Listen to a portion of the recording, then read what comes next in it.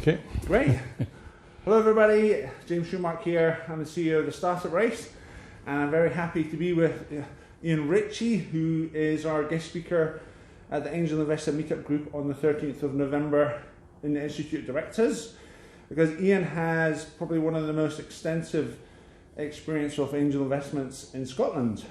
And you were just telling me about your first two investments, Ian? Well, I'd sold Owl, my first company. I sold it to Panasonic in 1989, and I continued to work for them for 3 years. And so 1992 was really when I got free of that. And I started doing what I've been doing ever since, really, which is getting involved in startups. I discovered that really the best way to do that was to make an angel investment in these companies, and in most cases become the founding chairman, non-exec chairman. And that seems to have worked quite well. So my first two were Andrew Bissell was starting Voxire, which is a medical imaging company, which today is now Canon Medical down in Leith, and quite a substantial business.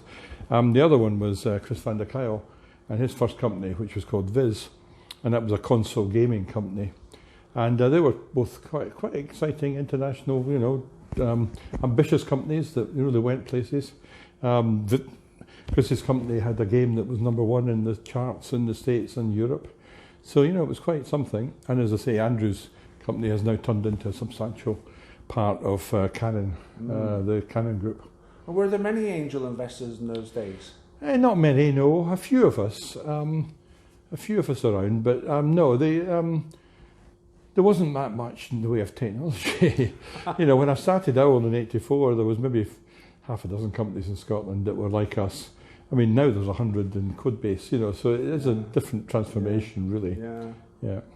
So what was your motivation with those early investments?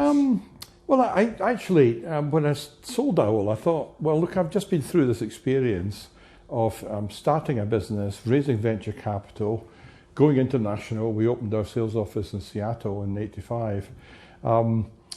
Building a brand around the world, and then eventually selling it out to a multinational.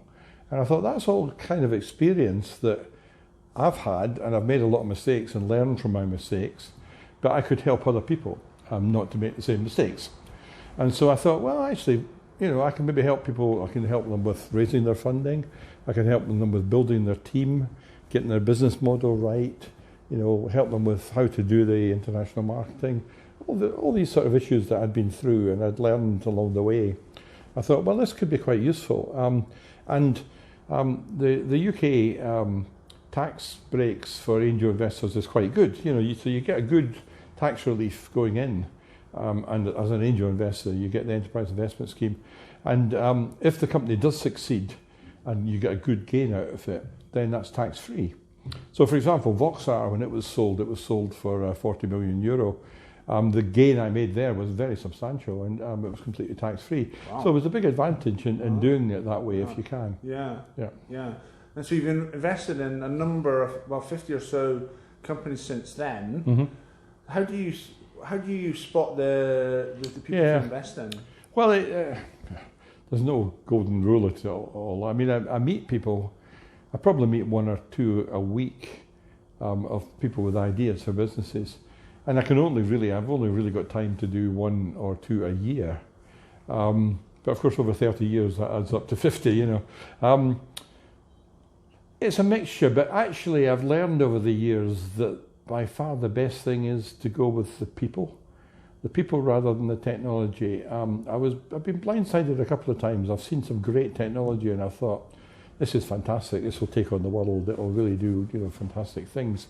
And then I've invested in the company and so forth, and I've discovered that the people are not capable of doing that.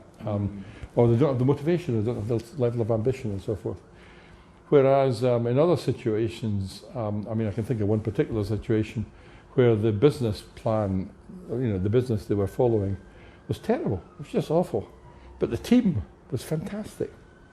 And I thought, I've just got to invest in these guys one way or another, And they turned out to be a big success. So, the right people, almost every startup company pivots, what they call pivot. That means you start doing something and you discover in your first year or two that the customer really wants something different, but something you can do.